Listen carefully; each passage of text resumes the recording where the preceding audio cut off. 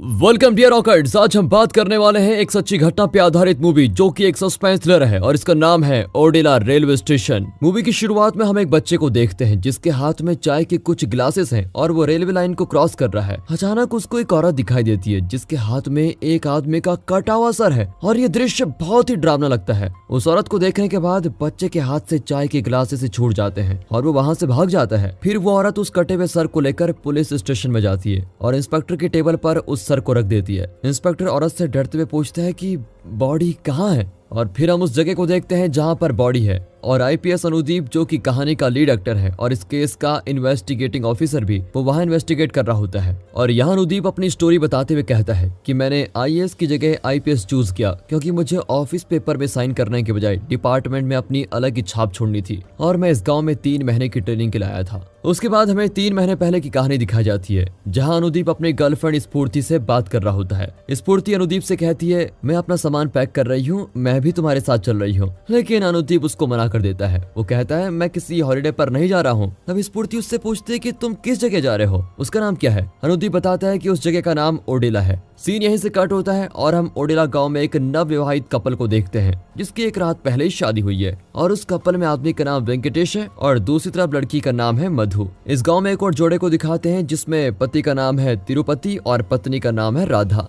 राधा तिरुपति को पीट रही होती है क्योंकि तिरुपति राधा से झूठ बोलता है और शराब बहुत ज्यादा ही पीता है। फिर उस गांव के सरपंच अपने कपड़े इस्त्री करवाने के लिए राधा के घर पर आते हैं और यहाँ हमें समझ आता है कि राधा और तिरुपति दूसरों के गंदे कपड़े साफ करते हैं और फिर उनको इस्त्री भी करते हैं। सरपंच राधा से पूछते हैं कि तुम इसे क्यों मार रही हो। राधा कहती है कि ये डेली शराब पीकर आता है और मुझसे झूठ बोलता है। अब सरपंच तिरुपति को समझाते हैं कि इतनी शराब मत पिया करो और ये कहकर वहां से चला जाते हैं। अगले सीन में हम विवेक को देखते हैं जो मधु का लवर है। वो अपने दोस्तों के साथ बैठकर शराब पी रहा होता है। उसके दोस्त उसे कहते हैं कि अगर तुमने हमारी बात मानी होती तो आज मधु तुम्हारी होती, ना कि उस वेंकटेश की। विवेक अपने दोस्तों की बात सुनकर बहुत गुस्सा हो जाता है और अपने मन में एक खतरनाक प्लान बनाता है। अगले दिन कोई मधु का रेप करके उसको मार डालता है। अनुदीप उस लोकेशन पर पहुंचता है जहां मधु की डेड बॉडी मिली है और इन्वेस्टिगेट करने लगता है कि हुआ क्या है। गांव के सरपंच भी वहां पर आ जाते हैं और अनुदीप से बोलते हैं कि यहाँ लोग बड़े सीधे साधे लोग हैं और ऐसी घटना पहली बार हमारे गांव में घटी है। अब अनुदीप वेंकटेश और उसके फादर को पकड़कर लाने का ऑर्डर देता है। फिर अनुदीप के पूछने पर वेंकटेश बताता है कि इस सब के पीछे मुझे लगता है विवेक का हाथ है क्योंकि उसने मेरे और मधु के एंगेजमेंट से पहले मुझे धमकी दी थी कि वो मुझे जान से मार देगा। वेंकटेश की बात को सुनकर अनुदीप विवेक को पुलिस रिमांड पर लेके आता है और उससे इन्वेस्टिगेट करने लगता है। वहाँ के इंस्पेक्टर विवेक को खूब टॉर्चर करते हैं और उसे मारते पीटते भी हैं।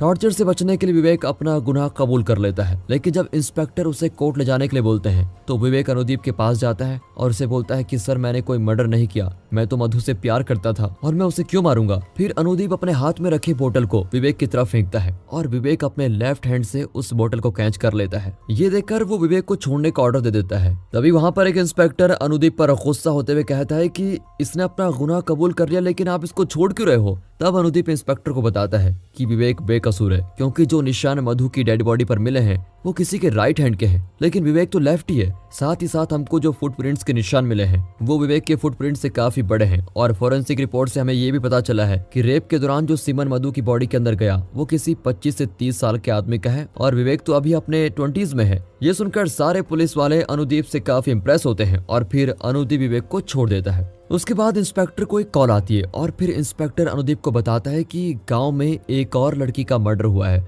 इसके बाद तुरंत अनुदीप इंस्पेक्टर और अपने कुछ साथियों के साथ उस घटना स्थल पर पहुंचता है। अनुदीप को वहां खड़े लोगों से ये पता चलता है कि इस लड़की के साथ भी पहले रेप हुआ और फिर इसे भी मार दिया गया और इसकी शादी भी एक रात पहले हुई थी। अब अनुदीप हैरान हो जाता है कि कौन है जो शादी के तुरंत बाद लड़कियों को किडनैप कर रहा है और उनका रेप करके मर्डर कर रहा है। अब रात को अनुदीप स्फूर्ति से बात करता है और उसको सारी बातें बताता है। तब स्फूर्ति उसे कहती है कि क्या तुम्हें कोई क्लू मिला। ये सुनकर अनुदीप भागा भागा उस जगह पर वापस जाता है जहाँ पे मर्डर हुआ था। वो वहाँ पर कुछ ढूंढने लगता है। इन्वेस्टिगेशन के दौरान उसको वहाँ एक मोबाइल फोन मिलता है जो उस लड़की का है जिसका रेप हुआ है। अब अनुदीप उसको लेकर पुलिस स्टेशन आ जाता है जहाँ फोन की बैटरी डाउन होने की वजह से वो स्टार्ट नहीं होता। इसलिए अनुदीप फोन को चार्ज करके फोन ऑन करता है और चेक करने लगता है कि इसमें क्या क्या चीज है। तभी फोन की गैलरी में उसको एक वीडियो मिलती है जिसमें खूनी की आवाज रिकॉर्ड हुई है। अनुदीप उन आवाजों को सुनकर एक अंदाज से ये समझने की कोशिश करता है कि घटनास्थल पर क्या हुआ होगा और फिर इसके बाद पुलिस वाले गांव के लोगों को ये वॉइस नोट सुनाकर सवाल पूछती है कि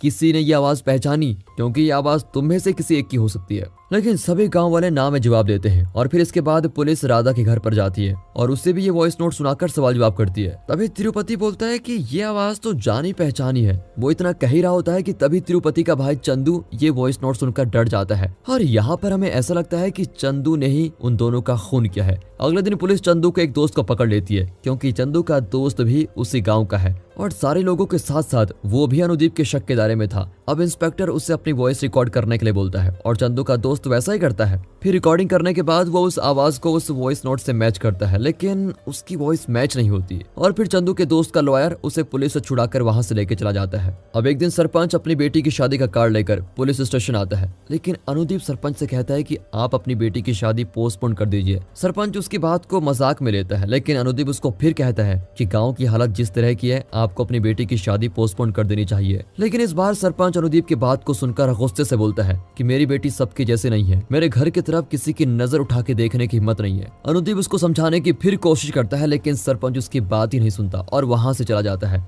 और अब सरपंच की बेटी की शादी वाले दिन चंदू का दोस्त सरपंच की बेटी की फोटो लेता है और ऐसा लगता है जैसे उसके दिमाग में कुछ और ही चल रहा है। इधर अनुदीप कुछ पुलिस वालों को सरपंच के घर के बाहर तैनात करता है और उनसे बोलता है तुम सब चौकन्ने रहना, वो किलर कहीं आसपास ही है। अब अगली सुबह सरपंच की बेटी अपने किसी सहेली को छोड़ने ओडिला रेलवे स्टेशन पर जाती है। वो पुलिस वाले जो वहां पर तैनात थे वो भी उसके पीछे पीछे जाते हैं। सरपंच की बेटी और उसकी सहेली रेलवे स्टेशन के एक बेंच पर बैठे हुए हैं और सामने पुलिस वाले एक चाय की दुकान से उनको ट्रेस कर रहे हैं। तभी एक ट्रेन आती है और ट्रेन के जाने के बाद पुलिस वाले देखते हैं कि सरपंच की बेटी गायब है और उसकी सहेली जमीन पर पड़ी हुई है। वो पुलिस वाले तुरंत अनुदीप को कॉल करके बताते हैं। अब अनुदीप ये बात सुनकर वहां भागा भागा आता है और किलर को खोजने लगता है। तभी उसकी नजर उन झाड़ियों में पड़ती है जहां सरपंच की बेटी की डेड बॉडी पड़ी होती है और वो किलर भी वहीं कहीं छुपा होता है। तभी वो किलर उन पुलिस वालों को घायल करके वहां से भागने की कोशिश करता है, लेकिन पीछे से अनुदीप उस किलर पे एक पत्थर चला देता है, जिसके बाद वो किलर जख्मी होता है और फिर सब उसको पकड़कर पुलिस स्टेशन लेके आते हैं। ये किलर कोई और नहीं बल्कि चंदू है। अब पुलिस स्टेशन में चंदू को खूब टॉर्चर किया जाता है। चंदू के पकड़े जाने की खबर सुनकर राधा और त्रिपति को शौक लगता है। अब सरपंच चंदू को ले जाने के लिए पुलिस स्टेशन आता है। उस समय अनुदीप वहां पर नहीं होता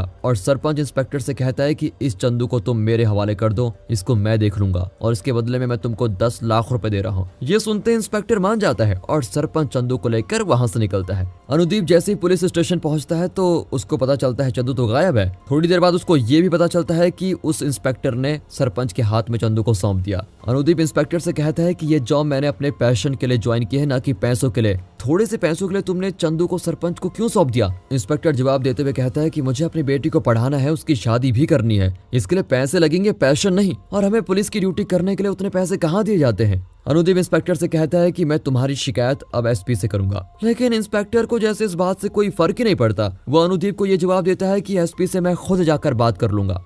अब दिखाते हैं तिरुपति और राधा को जो पुलिस स्टेशन आते हैं और अनुदीप से रिक्वेस्ट करते हैं कि तुम चंदू को छोड़ दो क्योंकि चंदू ने कोई क्राइम नहीं किया है। लेकिन अनुदीप उनसे कहता है कि चंदू को अब कोई नहीं बचा सकता क्योंकि इंस्पेक्टर ने उसे सरपंच को सौंप दिया है। इसके बाद तिरुपति और राधा सरपंच के पास जाते हैं जहाँ वो उनसे चंदू की जान की भीख मांगते हैं, लेकिन सरपंच राधा को बुरी नियत से हाथ लगाता है। ये देखकर तिरुपति को बहुत गुस्सा आता है और सरपंच को धमकाने लगता है कि ऐसा मत करो। तभी सरपंच तिरुपति से कहता है कि तुम्हारी बीवी के साथ तो कुछ भी नहीं हुआ, तुम तो इतना गुस्सा हो गए, लेकिन इस चंदू ने, इसने तो मेरी फूल जैसी बेटी के साथ रेप किया और फिर उसे भेड़े में से मार डाला। तो अब तुम लोग ही बोलो मैं क्या करूं? फिर सरपंच तिरुपति और राधा से कहते हैं कि इस चंदू को बचाना तो नामुमकिन है, अच्छा होगा कि तुम लोग यहाँ से चले जाओ। और इसके बाद तिरुपति और राधा बहुत से सरकारी दफ्तर के चक्कर लगाते हैं, लेकिन उन्हें कहीं मदद नहीं मिलती।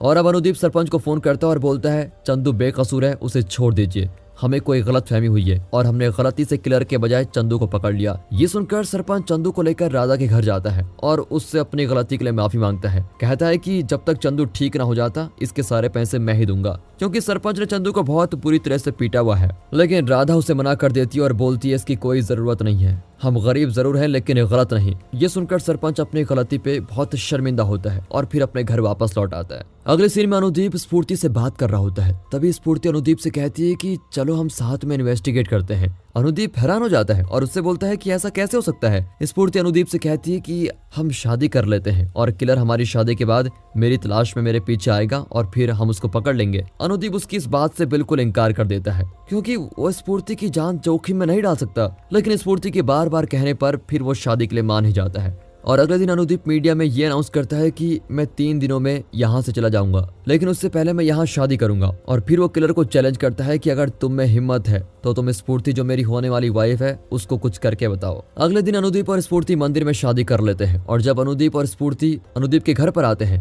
वो देखते हैं कि उनके गेट पे एक लेटर रखा हुआ है। अनुदीप जब उस लेटर को देखता है तब उसको पता चलता है कि किलर ने उसका चैलेंज एक्सेप्ट कर लिया है। इसके बाद रात में हम तिरुपति, चंदू और उसके दोस्त को साथ में शराब पीते हुए देखते हैं, जहाँ चंदू का दोस्त स्फूर्ति की खूबसूरती की तारीफ करता है। और यहाँ में ऐसा लगता है कि जैसे कि इन सब के दिमाग में कुछ शैतानी चल रही है। अब इधर जब राधा अपने घर पे सो रही होती है तभी ऊपर के रैक में रखी हुई एक पेटी उसके सामने जमीन पे गिरती है और राधा जब उस पेटी को खोलती है तो उसमें लड़कियों के अंडरगारमेंट्स और गहने मिलते हैं। उन गहनों में सरपंच की बेटी की एक रिंग भी होती है जिसे राधा पहचान लेती है और वो सभी गहने लेकर फिर सरपंच के पास जाती है। सरपंच भी उस रिंग को देखकर कहता है कि हाँ, ये मेरी बेटी की रिंग है। ये सुनने के बाद तो मानो जैसे राधा को झटका लगता है और वो सरपंच से बिना कुछ कहे वहां से चली आती है। ऐसे ही धीरे धीरे जितने भी मर्डर हुए हैं उन सभी के घर वालों के पास राधा जाकर उन गहनों को दिखाती है और फिर वो सभी कहते हैं कि हाँ, ये गहने हमारी बेटी के ही हैं। अब राधा को सब कुछ समझ में आ गया कि हुआ क्या है। इधर अनुदीप के गंदे कपड़ों को ले जाने के लिए तिरुपति उसके घर पर आता है और अनुदीप उसको अपने घर में आने की परमिशन दे देता है। फिर तिरुपति सारे कपड़े लेकर चला भी जाता है,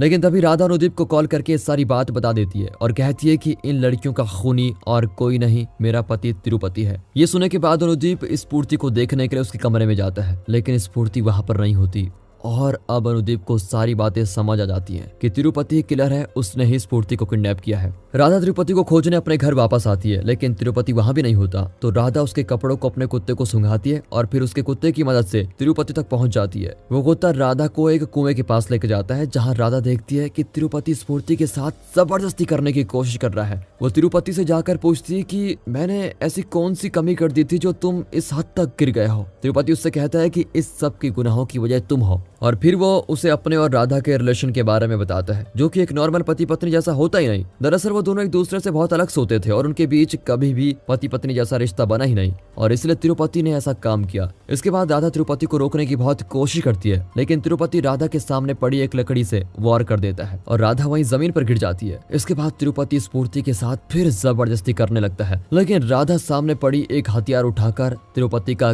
गला ही काट देती है और इसके बाद हमें मूवी का वही शुरुआत वाला सीन दिखाया जाता है, जहां राधा तिरुपति का सर लेकर पुलिस स्टेशन आती है और यहीं पर दोस्तों ये कहानी खत्म। बाकी दोस्तों स्टोरी अच्छी लगी हो, मूवी अच्छी लगी हो, एक्सप्लेनेशन अच्छा लगा हो, वीडियो को लाइक कीजिए और चैनल को सब्सक्राइब। मिलते हैं अगली वीडियो में, तब तक के लिए गुड बाय, अपना ख्याल रखिए and finally thanks for watching.